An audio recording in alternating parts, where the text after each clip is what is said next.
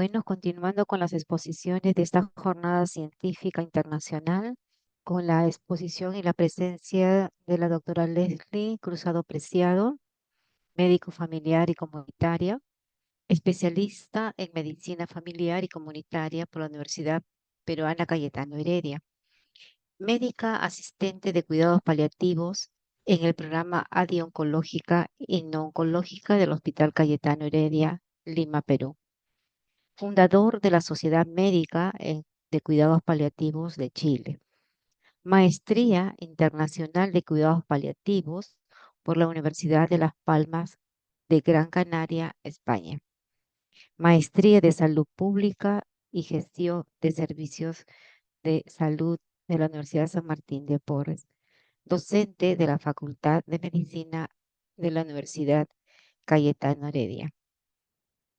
Ella nos va a brindar una exposición con respecto a, área oncológica, avances y perspectivas. Bien, entonces tengan ustedes muy buenas tardes. Hoy vamos a hablar referente a los cuidados paliativos no oncológicos que se realizan en el programa ADI no oncológica en el marco de sus 10 años de aniversario, ¿no? Como creación de programa de cuidados paliativos, qué tanto hemos avanzado y qué tenemos pendiente también. En el 2014, la Organización Mundial de Cuidados Paliativos realizó su 67 conferencia para hablar de la salud como un derecho humano, pero fue muy importante para los cuidados paliativos porque se hizo una declaración universal sobre los cuidados paliativos como un derecho humano también. Y esto tiene que ver con lo que Cicely Sanders nos decía, ¿no? Cicely Sanders fue una mujer pionera con una gran visión acerca de la necesidad de atención de los pacientes con enfermedades consideradas terminales o al final de la vida. Creo que en resumen, esta fotografía puede describir cuánta humanidad, cuánto afecto, cuánta dedicación había en la atención de esta mujer sobre sus pacientes, ¿no? La historia de ella es muy interesante, los invito a leer sobre su recorrido de vida, ¿no? Cómo es que llegó a ser la impulsora de los cuidados paliativos en el Reino Unido, que tuvo gran repercusión en toda Europa, diría yo, en todo el mundo, ¿no?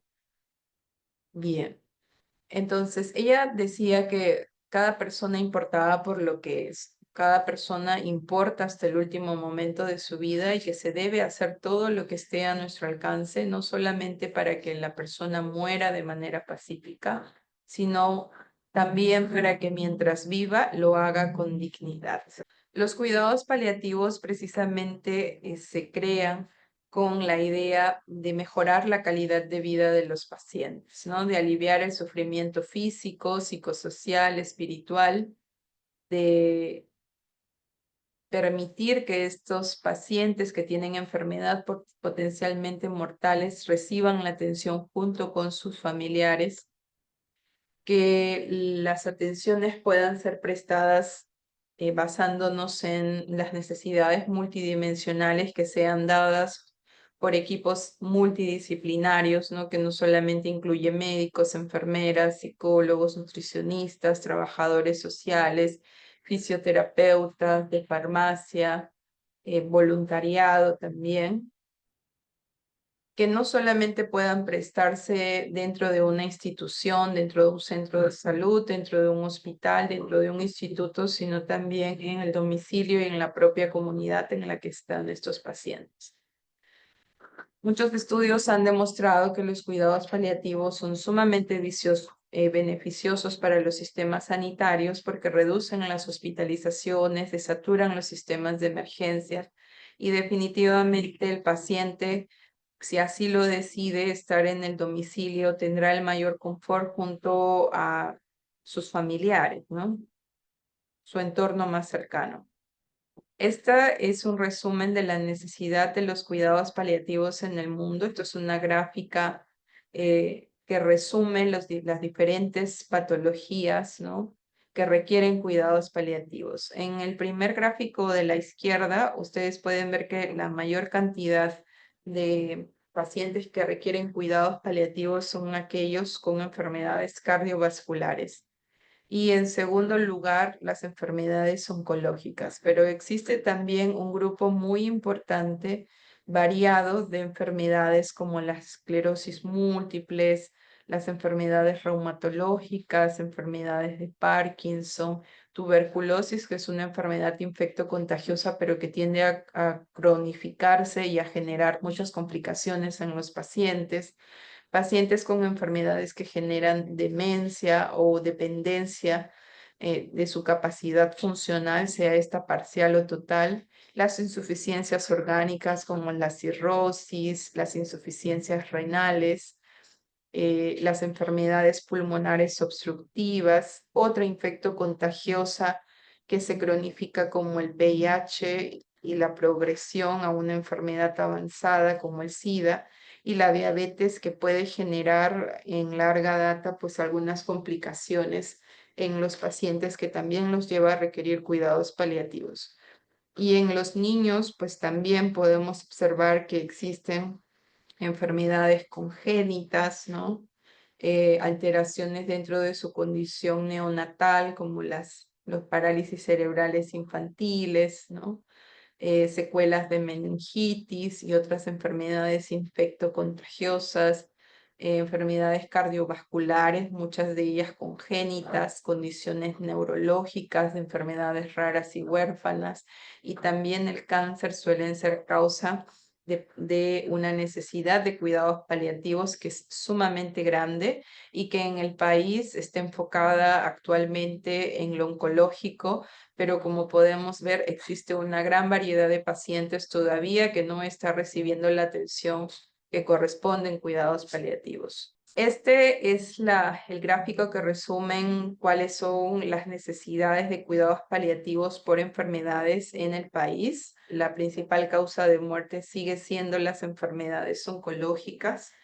Allí la razón por la que el Ministerio de Salud ha enfocado mucho eh, el presupuesto sanitario para este grupo de pacientes, pero todavía en el tema de cuidados paliativos, todavía tenemos mucho trabajo por hacer, ¿no? Y este 32% que corresponde a las enfermedades oncológicas, pues es comparable con aproximadamente el 68% de enfermedades no oncológicas, que son un bolsón grande de enfermedades que requieren el enfoque de cuidados paliativos, ¿no? Habíamos hablado ya de este tipo de enfermedades en el gráfico anterior. Entonces, la cobertura, a pesar de esta gran necesidad, sigue siendo baja. No ha habido una actualización de la Organización Mundial de la Salud, pero sí en los últimos informes al 2020 ya se observa que esto de los 40 millones se ha proyectado, ¿no? Para el 2060, 48 millones de personas en el mundo que requieran cuidados paliativos, y sin embargo todavía el 14% de ellos la recibe, y en niños el 2%, y el acceso a opioides solo es del 17%. En el Perú nos decían que el 0,3% era la cobertura de cuidados paliativos al 2016. Sin embargo, ya con la ley de los cuidados paliativos a partir del 2018 hay algunas bibliografías, sobre todo de tipo de investigación descriptiva, que nos hablan que esta cobertura ha podido aumentar hasta un 6,5%. Esta es la proyección que hizo MINSA al 2025. Definitivamente, si teníamos en el 2017 casi 120.000 personas que requerían cuidados paliativos, esto se duplica o casi triplica hacia el 2025, según esta proyección que ya estamos a puertas de este año, ¿no? La ley 3846, que es la ley que crea el Plan Nacional de Cuidados Paliativos, se crea para las enfermedades oncológicas y no oncológicas, ¿no? Y se llegó a ejecutar el plan 3 años después. Está vigente al 2024. Básicamente los ejes de este plan están en la elaboración e implementación de documentos o normativas que sustenten las actividades operativas de los equipos de cuidados paliativos, la capacitación del recurso humano y la implementación de estas unidades, ¿no? Que en realidad, pues todavía esto creo que sí hay que ponerlo en perspectiva porque hay mucha dificultad, muchas barreras para la implementación de unidades o servicios de cuidados paliativos. Generalmente están descritos como equipos funcionales multidisciplinarios de cuidados paliativos. En este resumen que publicó la LCP, la Asociación Latinoamericana de Cuidados Paliativos al 2020, decía que habían 19 equipos de cuidados paliativos, 2 de ellos pediátricos y centralizados en la capital, y dividía estos equipos en aquellos que se dedicaban solo a la actividad intrahospitalaria, solo a la actividad extrahospitalaria y aquellos equipos mixtos, ¿no? Que hacían ambas funciones, ¿no? Que generalmente atendían la parte hospitalaria o la consulta externa y que a su vez realizaban visitas en el domicilio del paciente. El equipo de ADI de cuidados paliativos del Hospital Cayetano Heredia pues está dentro de estos equipos mixtos, ¿no? Este es un resumen de un trabajo de maestría que realizamos y en el que describimos los principales equipos o unidades funcionales de cuidados paliativos de Perú. Podemos ver como características que la primera unidad surgió como manejo del dolor, pero ya entendemos, o los que nos vamos formando en cuidados paliativos, entendemos que no solamente es el enfoque del dolor físico, sino el abordaje integral multidimensional y multidisciplinario que caracteriza los cuidados paliativos, ¿no? Esta fue creada en 1989, ¿no? A partir de ella ya han ido naciendo diferentes equipos y de todos estos principales que se describen como el equipo ADI del Hospital Cayetano Heredia, el del Instituto de Enfermedades Neoplásicas, COPOES, ADAMO en el Callao, de las Fuerzas Armadas, policiales, del Instituto de Salud del Niño y del Hospital Hipólito Unanue, vemos que la mayoría de estas, excepto el INEM obviamente, ofrece atención de cuidados paliativos en adultos y en población tanto oncológica como no oncológica, ¿no? Este es un resumen que tenía DPCAN en el 2016 sobre, digamos, las actividades que eran registradas, ¿no? En número, en porcentaje de las defunciones por regiones, ¿no? Del país.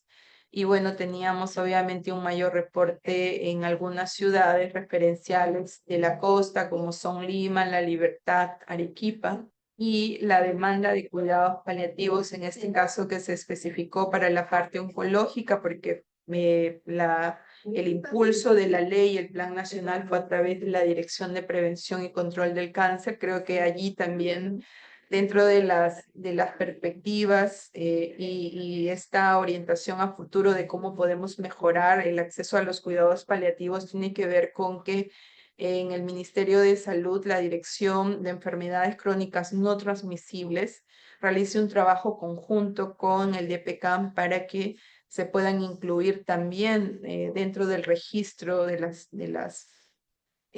dentro del presupuesto y también el seguimiento o monitoreo de cuidados paliativos a los pacientes con enfermedades no oncológicas con criterios obviamente que hayan sido validados. La herramienta estándar puede ser el NECFAL, ¿verdad? Pero tendríamos que realizar también algunas validaciones en el país.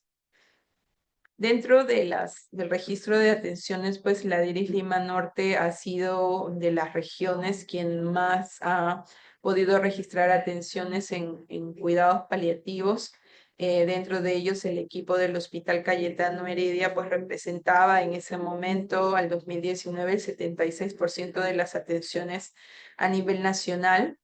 De ahí el reconocimiento también por parte del MINSA para que este sea un programa referente a nivel nacional y se puedan replicar muchos más equipos con las características del equipo ADI, ¿no? Que generalmente realiza este trabajo articulado con el primer nivel de atención y con actores principales dentro de la comunidad.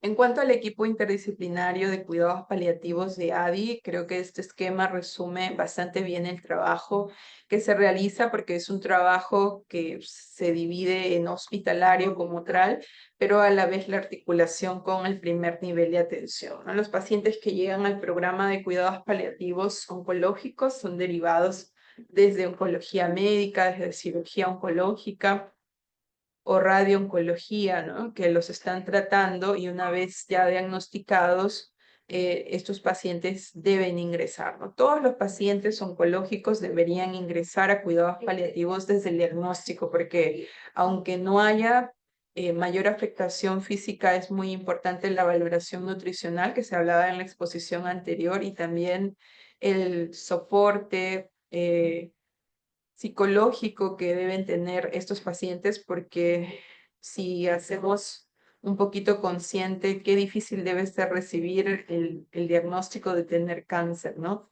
Es una experiencia única para el paciente, percibida de forma negativa, porque muchos de los planes futuros pueden verse interferidos, ¿no? Con este diagnóstico.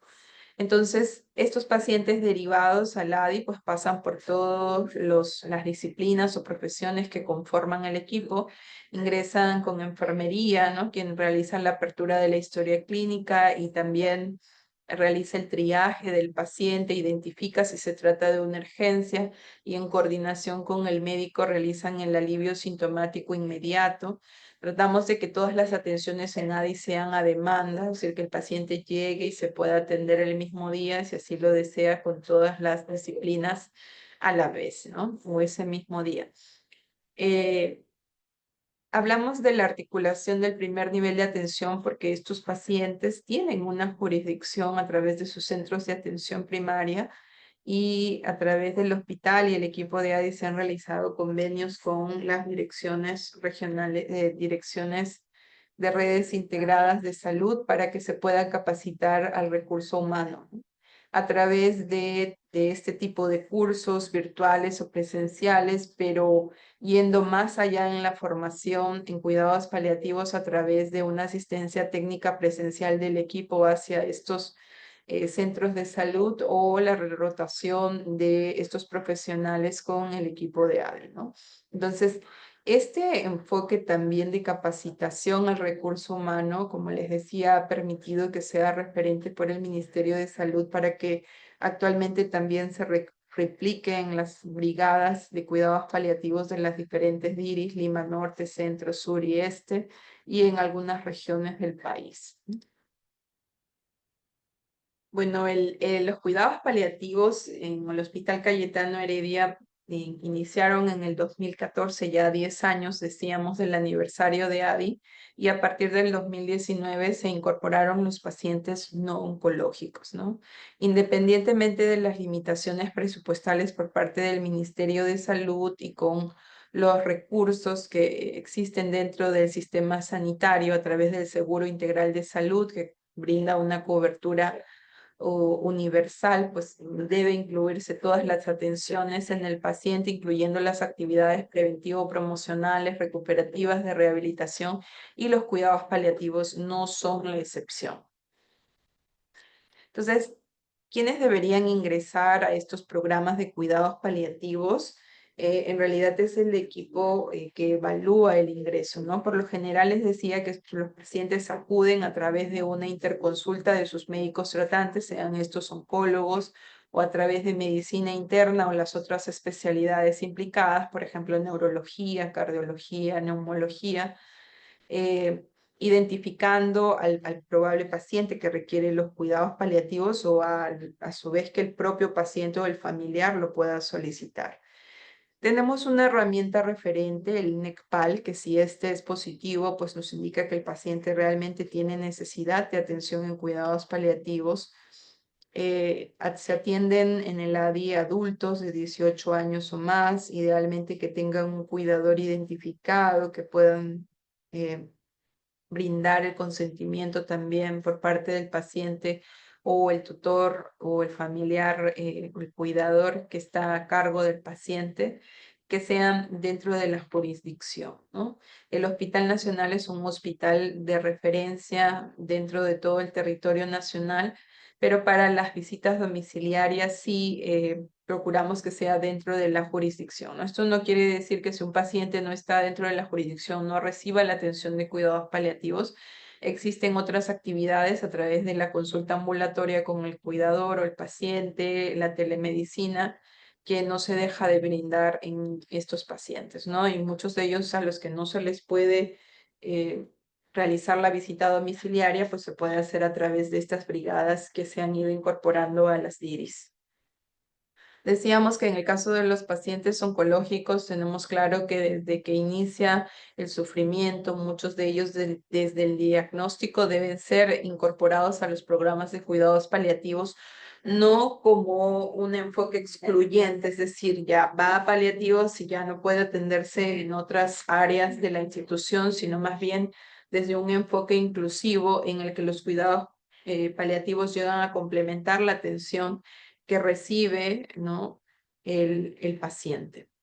Y en el caso de los no oncológicos, pues sí tenemos que evaluar todas las características necesarias para ver cuál es ese punto de corte en el que el paciente debe acudir a los cuidados paliativos. Siempre desde el enfoque de la Organización Mundial de la Salud, los cuidados paliativos deben ser lo más precoz posible, pero esta herramienta NECPAL nos ayuda pues a identificar a los pacientes. Creo que en resumen, porque ustedes pueden ver que existen muchos parámetros, es un poco difícil memorizarlos, pero conforme vamos haciendo uso, pues vamos teniendo mayor conocimiento de él, ¿no?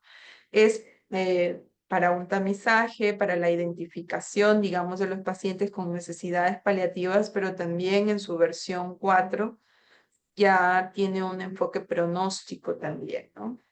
Entonces, tiene una pregunta sorpresa inicial que es para identificar acerca de cuánto saben los familiares, el cuidador o el paciente sobre el pronóstico del paciente, ¿no? Que generalmente se pregunta sobre los últimos 12 meses, si es que ellos conocen que hay un riesgo alto de mortalidad o de potencial fallecimiento de su paciente, ¿no? Y si esto no causa una sorpresa en el familiar, pues es positivo.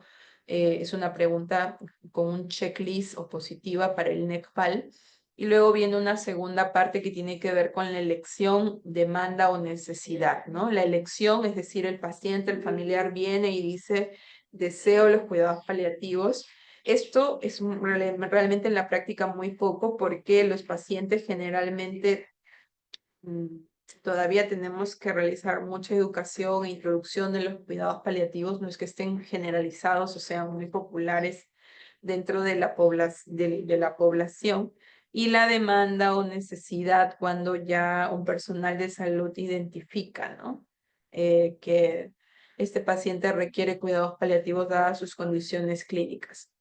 Entonces, cuando leemos la mayoría de textos o artículos, nos dicen, todo paciente con una enfermedad avanzada, progresiva, incurable, debe acudir a los cuidados paliativos, ¿no? Pero decir estas tres características de una enfermedad es muy general, ¿no? Entonces, NECPAL se encargó de identificar cuáles eran estos indicadores clínicos que caracterizaban la severidad y la progresión de una enfermedad, que incluyen marcadores nutricionales, marcadores funcionales, marcadores de fragilidad extrema, del distrés o el impacto emocional que puede generar en el paciente, en la familia, del uso de recursos. No es muy frecuente ver a muchos pacientes con enfermedades avanzadas que ocurren de forma recurrente a la emergencia porque no cuentan con los recursos ni la educación necesaria para realizar los cuidados y obviamente tienen muchas complicaciones en este transcurso, ¿no? Aquellos pacientes que tienen comorbilidades también. Entonces, si cada uno de estos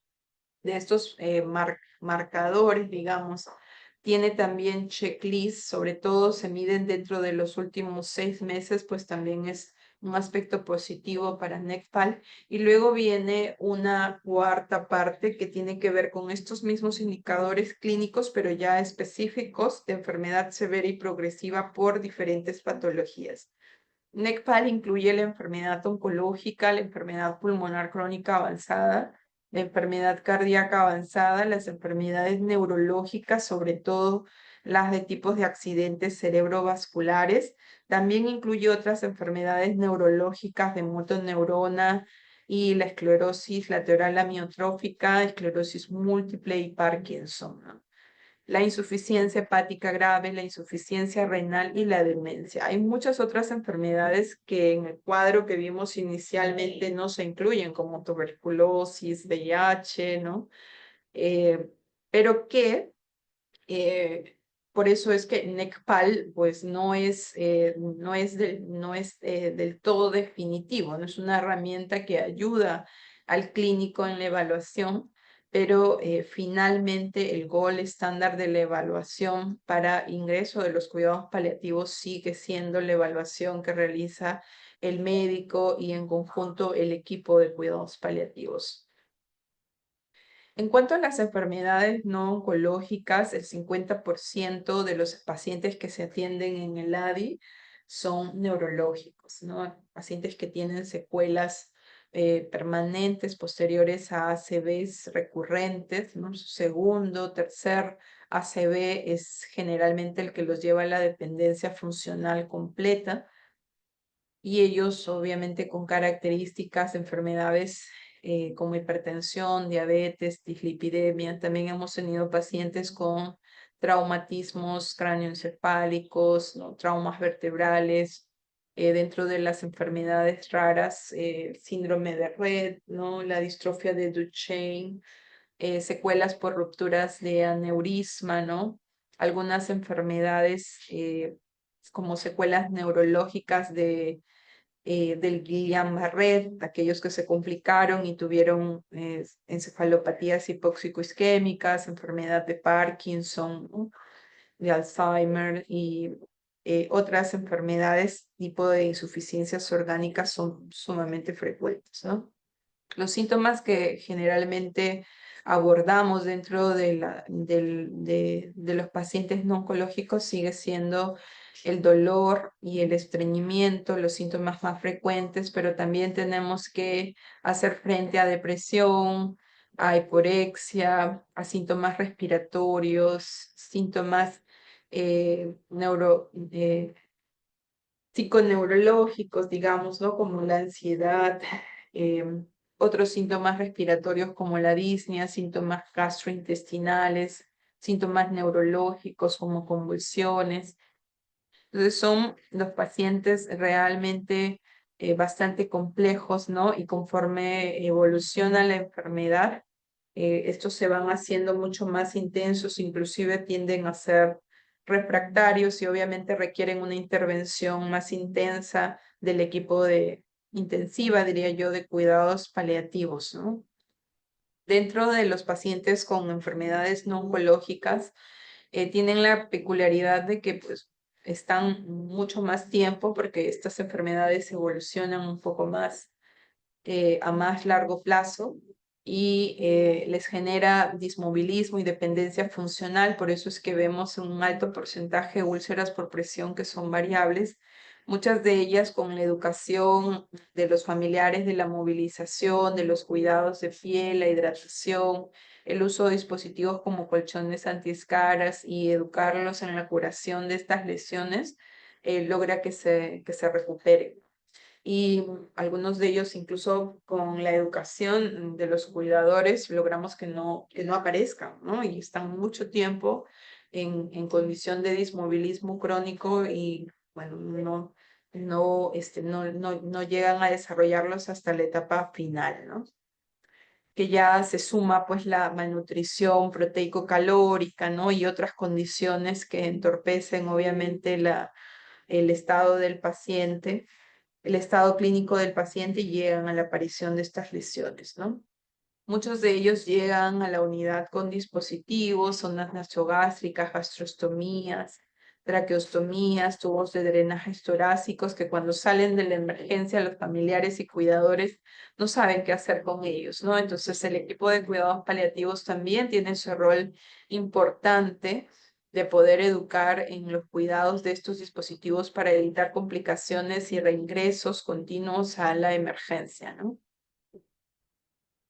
Muy bien, entonces el objetivo, un objetivo importante, diría yo, dentro de los cuidados paliativos es que realicemos educación al cuidador, ¿no? Es decir, nosotros somos los que nos hemos formado como licenciados 5 años, como médicos 7 años, y tenemos la formación de posgrado, y el conocimiento, pero si es que no hemos logrado que sean los pacientes o los familiares o los cuidadores quienes tengan un mejor conocimiento, pues nuestro desempeño no es el más óptimo, ¿no? Debemos lograr que el 100% de los cuidadores estén entrenados para que eso sí logre mejorar la calidad de vida de los pacientes y haya también, ¿por qué no, a través de una comunicación efectiva y hasta afectiva? La satisfacción del usuario, ¿no? Y reducir las rehospitalizaciones de estos pacientes que en ADI se ha logrado en un porcentaje de más o menos un 6 a 7%. Y esto definitivamente es muy importante e interesante para el sistema sanitario porque nos permite ser mucho más eficientes en temas de costos, ¿no?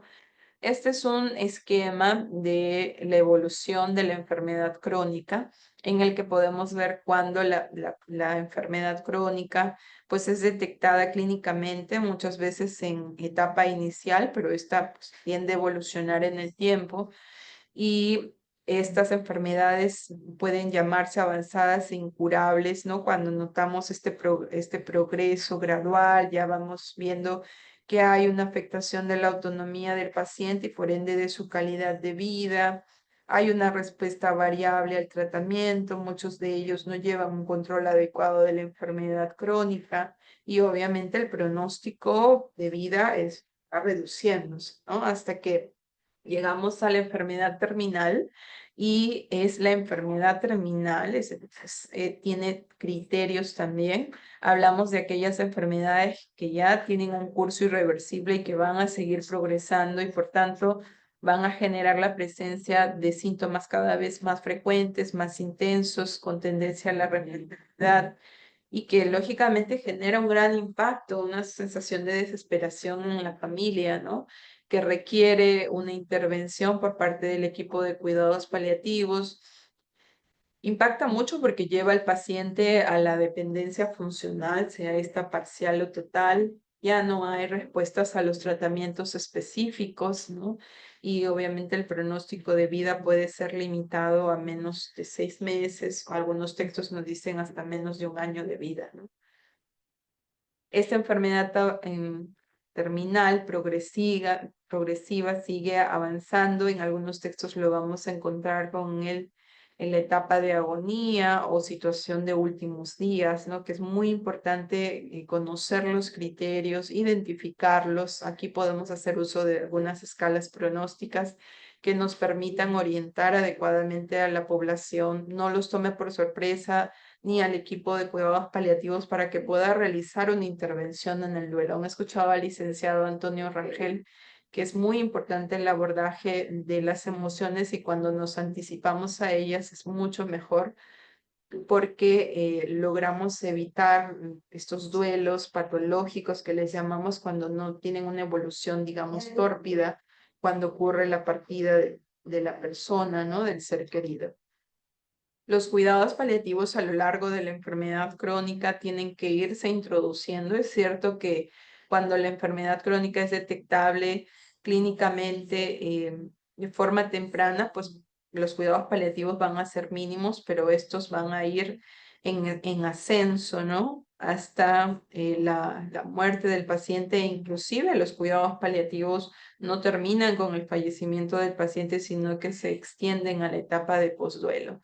Esto es un gráfico bastante interesante porque nos ayuda al equipo de cuidados paliativos a identificar más o menos la evolución de los pacientes, ¿no? Y les decía que es muy importante que nosotros les digamos a los familiares cómo es que va a ir avanzando la enfermedad, cómo es que ellos lo van a identificar eh, para que para que la conducta, digamos, sea más bien que se recepcione y permitan adaptarse a estos nuevos cambios que va experimentando el paciente, ¿no? Por ejemplo, en azul ustedes pueden ver las enfermedades oncológicas el cáncer pues se identifica, hasta cierto tiempo puede mantener la funcionalidad del paciente, dependiendo obviamente del tipo de cáncer, del estadiaje, de la enfermedad, del tratamiento que reciba, pero existe un punto de declive, ¿no? En el que el paciente empieza a disminuir su capacidad funcional y cuando esta enfermedad avanza y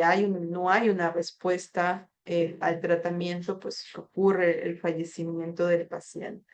En el caso de las insuficiencias orgánicas, podemos ver cómo hay un descenso progresivo de la capacidad funcional de estos pacientes con algunas intercurrencias que suelen ser estas complicaciones tipo neumonías, infecciones que pueden afectar al paciente y que lo pueden llevar a hospitalizaciones y que a pesar de la recuperación de estos pacientes, su capacidad funcional nunca vuelve a ser igual a la anterior, ¿no? Sino que más bien va en descenso y es la situación de la última etapa. Esta puede ser muy difícil con mayor compromiso clínico del paciente que lo lleva al fallecimiento. Y en el caso de las demencias, realmente la calidad de vida está bastante afectada, está bastante reducida, dado que el paciente por lo general no tiene un nivel de conciencia adecuado, puede experimentar eh,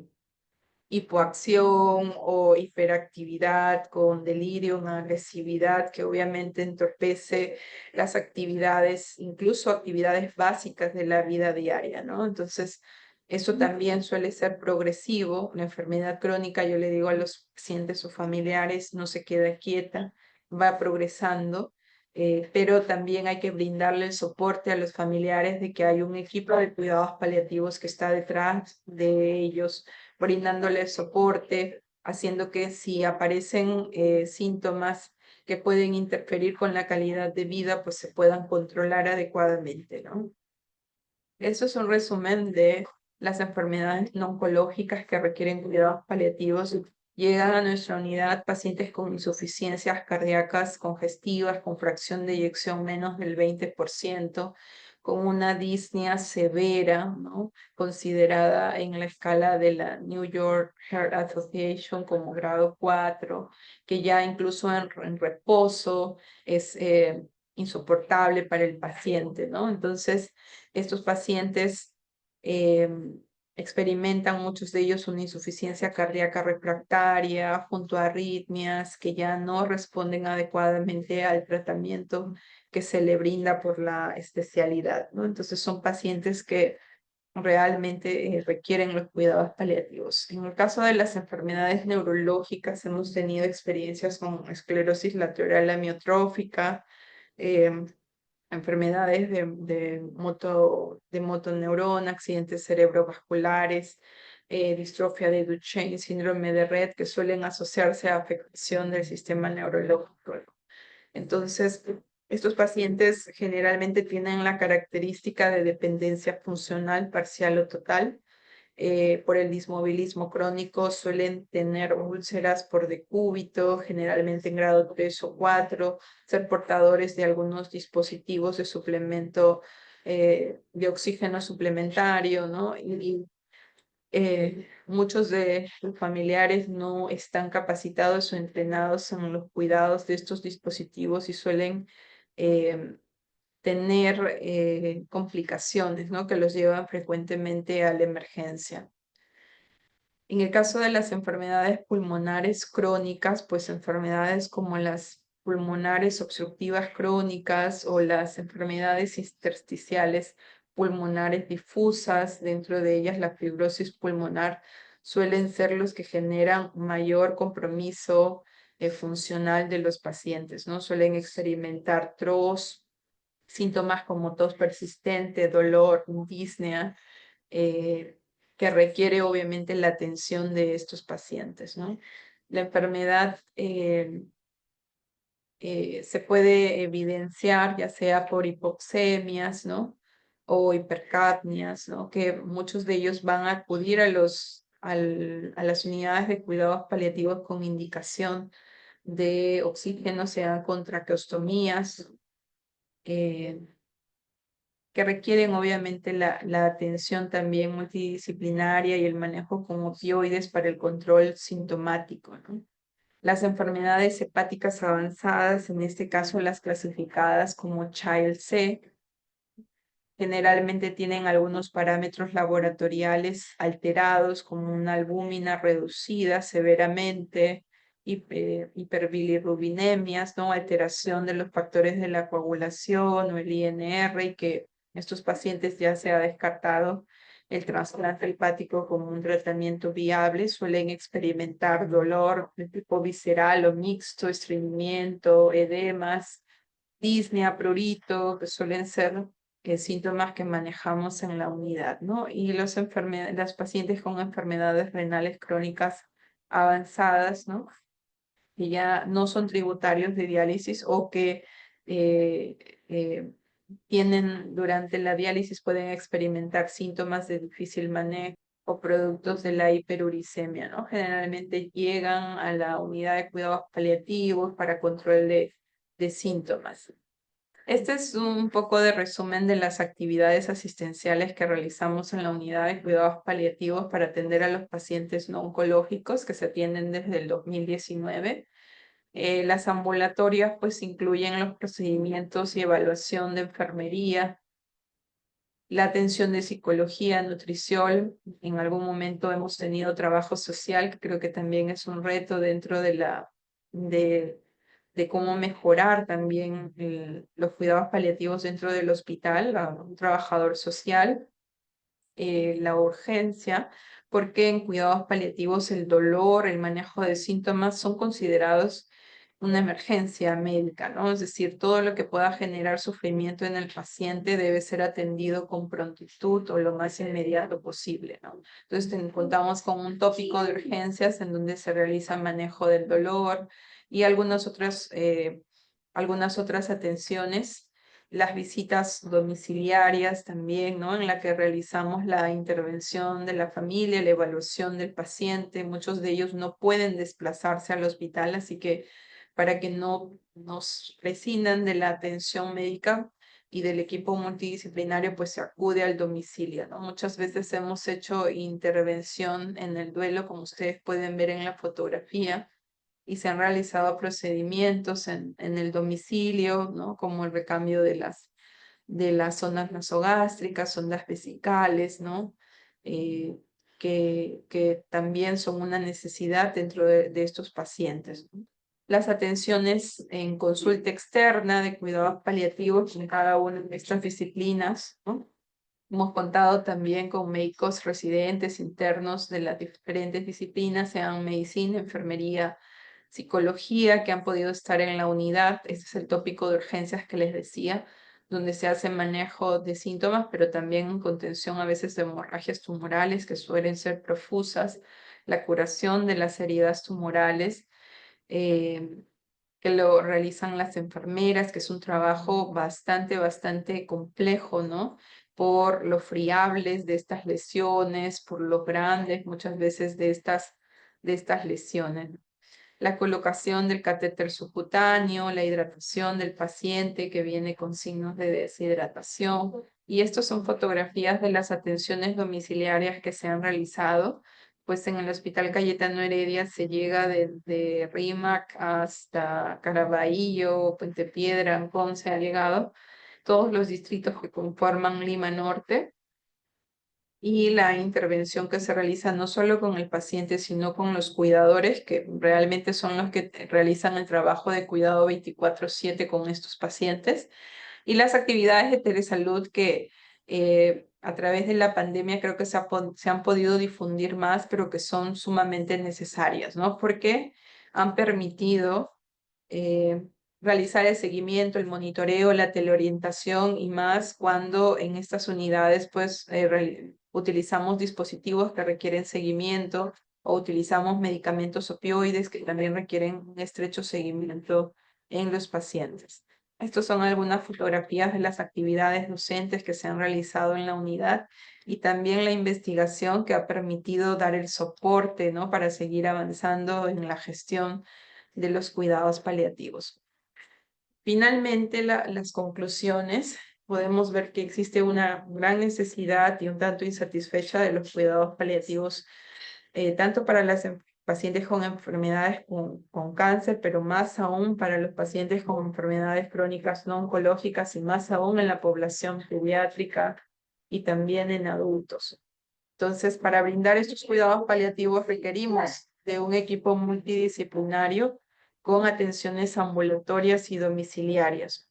Es importante que implementemos estas unidades con estos profesionales multidisciplinarios de cuidados paliativos para mejorar la calidad de vida y la atención de estos pacientes y que los equipos pues no solamente se dediquen a actividades intrahospitalarias, sino que incluyan actividades mixtas en lo posible dentro de sus unidades, ¿no? Es muy importante que el enfoque siempre sea articulado de coordinación entre los diferentes niveles de atención, el compromiso de la formación desde pregrado y posgrado de los profesionales sanitarios es muy importante y bueno, con eso lograremos los objetivos de atención de los cuidados paliativos. ¿Bien?